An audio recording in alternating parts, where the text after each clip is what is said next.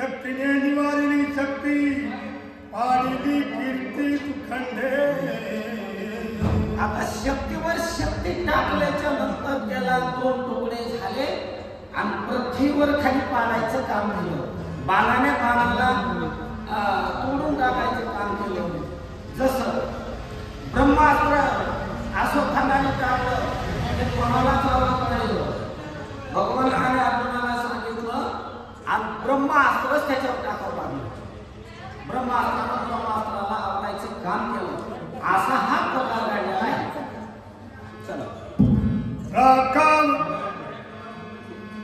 राखावया जन्मागत पवित्र दादा सर्वचित्त तेने शोभला लंकानाथ घेणे रक्तघात सुखविला.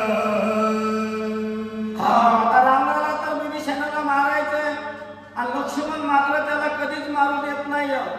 आल्याला त्याच्यावर रागात टाकलेला बाण वापस फिरवतोय असं राजा रावणाने पाहिलं आणि रावणाला भयंकर राग आलेला आहे त्याचा. बघतो म्हणले आता ह्याचीच हा मध्ये आरोप येतोय ना.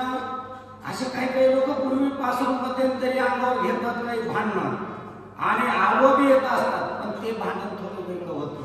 हे भांडण सात्विकतेमधलं होतं. आता हे काही भांडणं आले की वेगळे असतात आपले बांधापणाचे हे सोडून द्या असं त्या ठिकाणी झालं. येणे शक्ती माझा जाणा निषेध मरावा विभीषण आडवा येवणी लक्ष्मण शक्तीचे देण त्याने केले. रावण म्हणतो रणामध्ये आपल्या स्वतः सोबत विचार करतो मनासोबत. अरे मी टाकलेला जो बाण आहे ना शक्ती रूपी त्या बाणाच्या समोर हा विभीषण कधीच वाचू शकत नाही.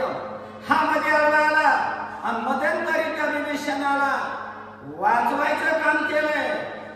असा करतोय काय बरं बघू याच्याकडे असा रावण विचार करू लागला. आधी मारीन लक्ष्मण मग मारीन विभीषण आईचे आक्रोश रावण शक्ती निर्माण काढिली. आता अगोदर लक्ष्मणाला मारणार विचार करतोय महाराज आणि नंतर विभीषणाला मारतो असा कडकडून राग आला आणि रागाच्या भरात काय करू लागला.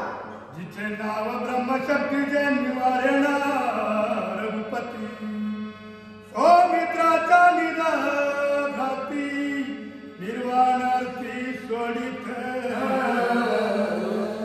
जिचं नाव ब्रह्मशक्ती ती ताकद बघा किती ताकद एवढी आहे. जी निवारेना रघुपती भगवान रामचंद्राला सुद्धा तिचं निवारण होत नाही. अशी त्या शक्तीचं स्वरूप आहे महाराज. एवढी त्याच्यामध्ये ताकद आहे त्या बाणामध्ये. तो बाण काढला त्याच्यावरती मंत्र टाकले आणि काय करू लागला. विमुख करुणी माझी छाती भस्म केल्या दोन्ही शक्ती हेने शोभला लंकापती ब्रह्मशक्ती सोडित. 2 शक्त्याने टाकल्या. दोन्ही शक्त्या निर्फळ करून टाकायचं काम केलं लक्ष्मणाने. म्हणून राग आला. रागाच्या आयुष्यामध्ये ब्रह्मशक्ती बाहेर काढली. का आता पाहुबर याची असणार किती ताकद आहे ती आणि ब्रह्मशक्तीचं निवारण करतोय का. गेल्या वेळेत नातानं सांगितलं म्हणले जिला निवारेना रघुपती. लक्ष्मणाची काय किंमत आहे महाराज शक्तीची पुढे असा विचार करून बाण बाहेर काढला आणि काय करतोय मग बघा. नाना परिचारुधरक्ती मध्ये केली माईक शक्ती हेल चले श्रेष्ठ सुरवरापती लंकापती संचित. नाना प्रकारचे युक्ती केले मी आतापर्यंत.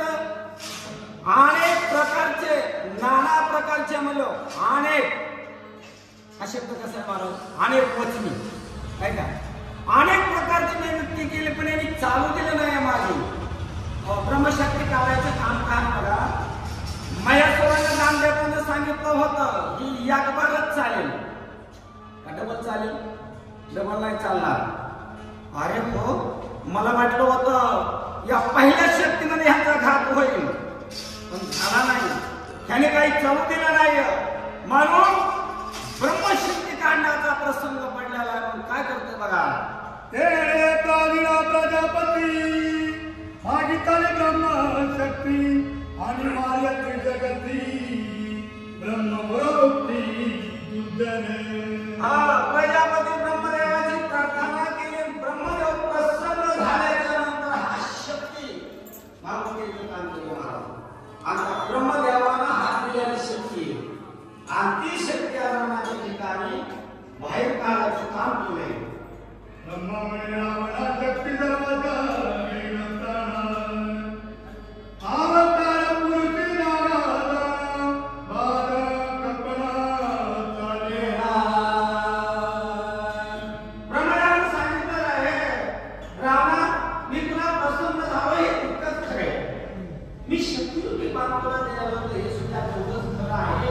पण प्रत्येक जीवाला ही शक्ती पारा केल्याशिवाय राहणार नाही, मानल्याशिवाय राहणार नाही. पण अवतारी पुरुषावर मात्र काही चालणार नाही. तो प्रांताला काही करणार नाही. शक्ती अवतारी पुरुषाला कधीच मारू शकणार नाही असं ब्रह्मदेवाला देते वेळेस असायला सुचवलेलं होतं. अवतार पुरुषाप्रती माझी मागणा ब्रह्मशक्ती प्राणन घेवयत केली निश्चिती त्याची शक्ती संपेल. अवतारी पुरुषाला बाधा करणारच नाही बघा. अजिबात त्याच्याकडे जाणार नाही. मारायचं सोडून द्या विचार.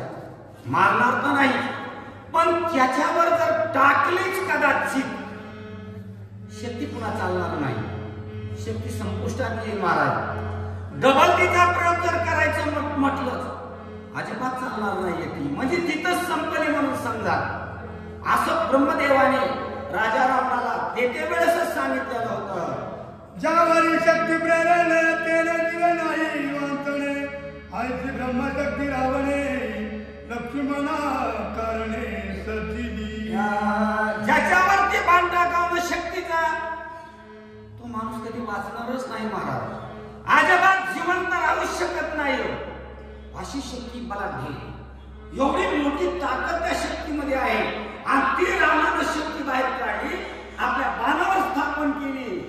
आणि काय करतो मग पुढे शक्तीने बाळा विभीषण तो स्वामित्रेचा विला आपण समुख लक्ष्मणी लक्ष्मण काय रावण बोलत. हे शक्ती टाकल्यावर निश्चित लक्ष्मण मारणार. पण टाकायच्या आधी राजा रावणानं असं लक्ष्मणाकडे पाहिलं आणि त्याच्याशी बातचीत करायला सुरू केली. काय बोलतो बरं रावण. शक्ती निवारण जाणतो चविला विभीषण आता तुझा घेईन प्राण शक्ती दारुण सोडून. लक्ष्मणा लक्ष देवाला बोलल्या का. रावण बोलतो महाराज तुम्ही जाणलेली शक्ती विभीषणावर केलेली तू असताना त्याचा आघात वाचवलास. त्या विभीषणाला वाचवायचं काम केलंस. पण तुझ्याकरता ही शक्ती सज्ज केली. पहा पहिला कसं लागतो ती फक्त तुझी असा रावण राग बोलू लागला. शक्ती जोडून लागलं तिसी न चले निवारण हृदय भेटून संपूर्ण घेऊन प्राण येईल. हे बघ ही शक्ती आल्याच्या नंतर निश्चित तुला आता लागणार. तुझ्या चेनाच्या पाठ हिचं निवारण होणार नाही. तुझ्या हृदयामध्ये भेद करून तुझा प्राण घेऊन आल्याशिवाय राहायची नाही. अशी गपचूप नाही टाकली महाराज रावणाने सुद्धा. लक्ष्मणाला असं बोलून सांगितलं काय करतोय. माझे शक्तीचा घात चुकविला कळेल पुरुषार्थ आईचे बोलणे लंकाणात शक्ती जोडीत साठोबे. असं लक्ष्मणा आता खरा पुरुष आता तुझा कळेल बर का. हा शक्तीचा घात चुकविलास आणि याच्यातून तू जर बदलास ना निश्चित कळेल बारे वाघ गबरू.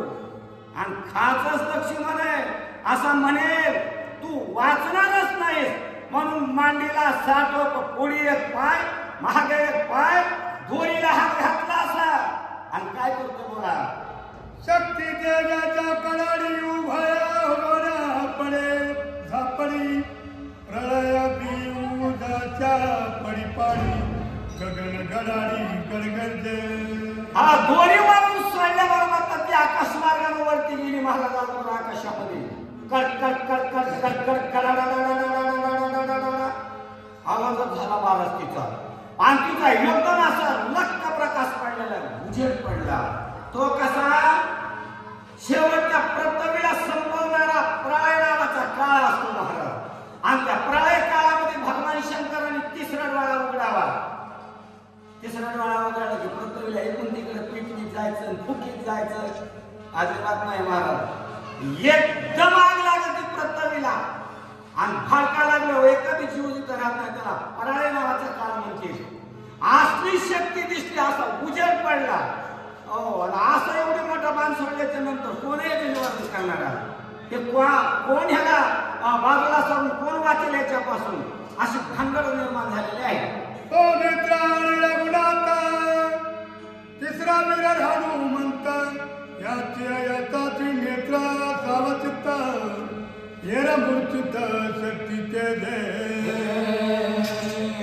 शक्ती सोडल्याच्या नंतर कडक असा आवाज झाला महाराज हे तुम्हाला थोडं सांगतो किल्लारीला भूकंप झाला तर त्या टायमाला खाऊन असा आवाज निघू आला गुर गुर गुर गुर गुर इकडे आला गावाला आता डबल माणसाला वाटायला लागला हा आवाज डबल येऊ नये का मेले की त्रास आपल्याला व्हायला लागला वाटायला मेलं तर बरं पण ह्या आवाज येऊ नये बाबा हे असला कसा आवाज येत आहे की कळाना झालं महाराज आणि ती शक्ती आकाशात जाऊन असं गडगड आणि एकदमच असा भडक उजेड पडला कोणाचीही डोळे असे सावध राहिले नाहीत महाराज लाखावर सैन्य भगवान रामचंद्राचं समजा सैन्याचं मी तुम्हाला गणित सांगत बसत नाही पण तेवढ्या सैन्याचे एकदमच डोळे झाकले नाताची भाषा आहे माझा भगवान रामचंद्र हनुमानजी आणि लक्ष्मण हे तिघ जणच यांचे डोळे उघडे राहिले महाराज म्हणजे यांना निवारण हे कुणीतरी करणार आहे